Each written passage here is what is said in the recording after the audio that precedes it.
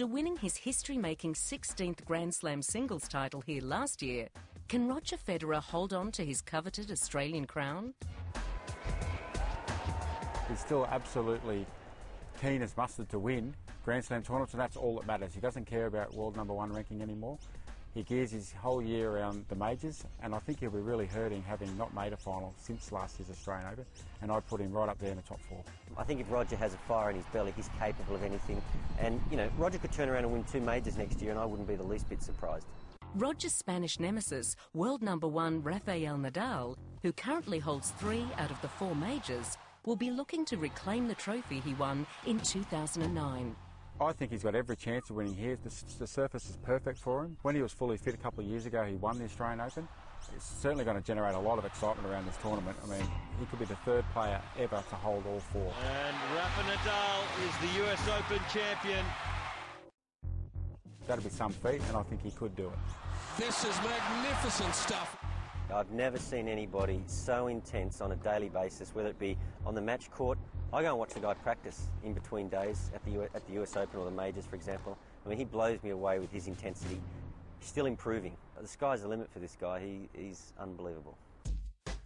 Chasing these 2 titans is a long list of hopefuls, headlined by 2008 Australian Open champion Novak Djokovic. It's no surprise that he made the US Open final. He's been in the final there before. He's won a Grand Slam. He's been so consistent in the slams the last 3 years. I think he's made something like 10 or 12 quarterfinals, quite a few semi-finals. He's knocking on the door. I think longer term he's going to be Rafa's true rival, and I wouldn't be surprised at all if he won the tournament. Can he get enough free points on his serve? Well, that remains to be seen, because he had a bit of a hiccup with the serve at a technical level throughout the course of 2010. But if he gets that right, the rest of his game is brilliant, and his defensive abilities are second to none.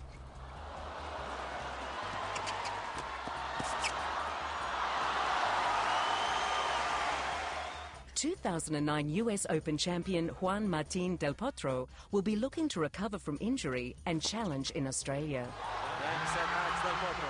Everyone thought, including Federer, that he'd be the next big challenger to both he and Nadal when he won the US. There's been suggestions he's also been suffering a little bit from depression as a result of his injuries. Is he going to bring his game to Melbourne Park? If he does, I think it's a tall order, but if he does, anything's possible with him, but I wouldn't be putting my money on him.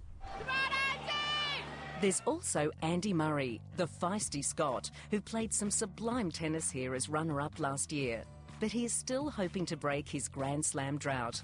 Andy Murray, in terms of talent, just sits maybe a hair below Roger Federer. Extremely talented, but you won't always see it from him, because he does play this sort of counter-punching style of game.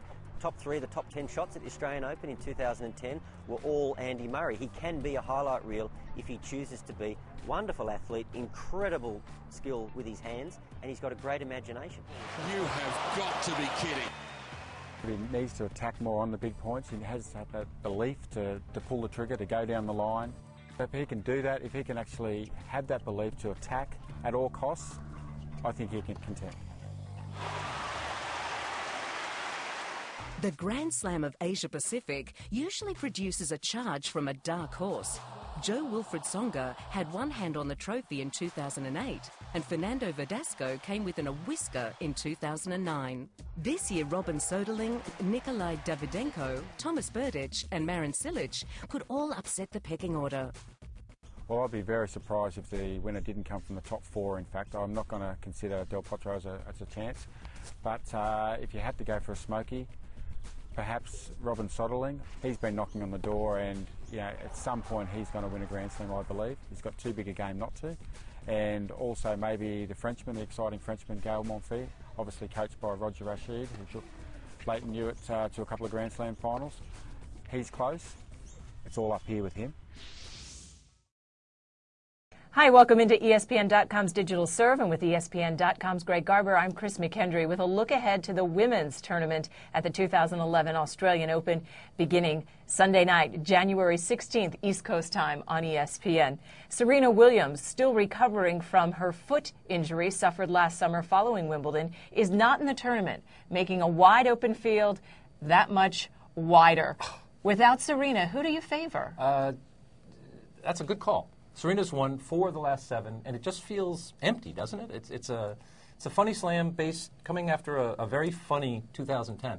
I'm going to say Kim Clijsters. She finished the season the strongest. She won the year-ender over Caroline Wozniacki in convincing fashion, sort of overpowered her a little bit.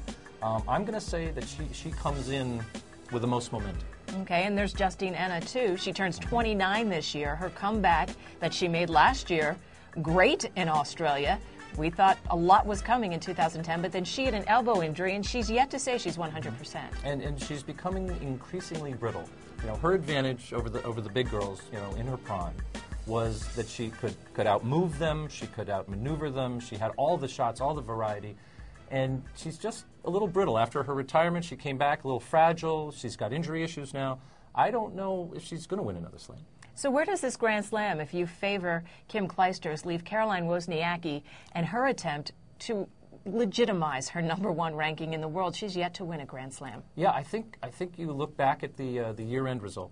That was where you had the Great Dane, the Retrieving Dane, the matchup with Clijsters, and she couldn't do it. She got every ball almost, and then Clijsters would just hit one more and overpower her. And I just don't think anything's changed in the last couple months. Okay, and then there's Venus Williams, of course, coming off a knee injury. She hasn't played much tennis at all. She admits as much. However, with the Williams sisters, the majors are always a different story. What do you expect from her?